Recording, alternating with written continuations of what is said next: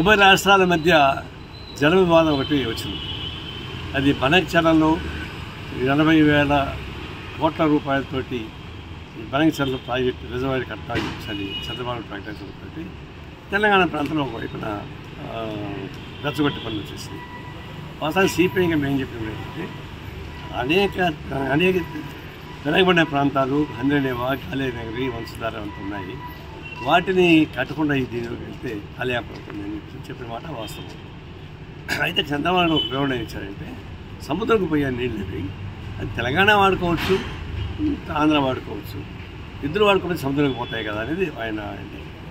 అయితే ఈరోజు రేవంత్ రెడ్డి తెలంగాణ ముఖ్యమంత్రి ఏంటంటే మేము చర్చించి పరిష్కారం చేసుకుంటాం, కేంద్రంతో మాట్లాడతాం, అభ్యంతరమైన పద్ధతుల్లో ప్రాజెక్టులు కట్టుకోవడం మంచిది అని చెప్పేది ముఖ్యమంత్రి చెప్పాడు. ఇది శుభపరిణామం. ఆంధ్ర రాష్ట్ర ముఖ్యమంత్రి, తెలంగాణ ముఖ్యమంత్రి సానుకూల వైఖరితోటి ఏడైనా వెనకబడిన ప్రాంతాలకు నీళ్లు కావాలి, సముద్రం పోయే నీళ్లు ఈడ ఆపుకుని ఎదురు పరుచుకోవడం మంచిది. దానికి అవసరమైతే కేంద్ర సహాయం కూడా తీసుకుంటే బాగుంటుంది మా సలహా కూడా. ఆ విధంగా ఒక పరిష్కార మార్గానికి వస్తూ ఉంది. అది అవసరం.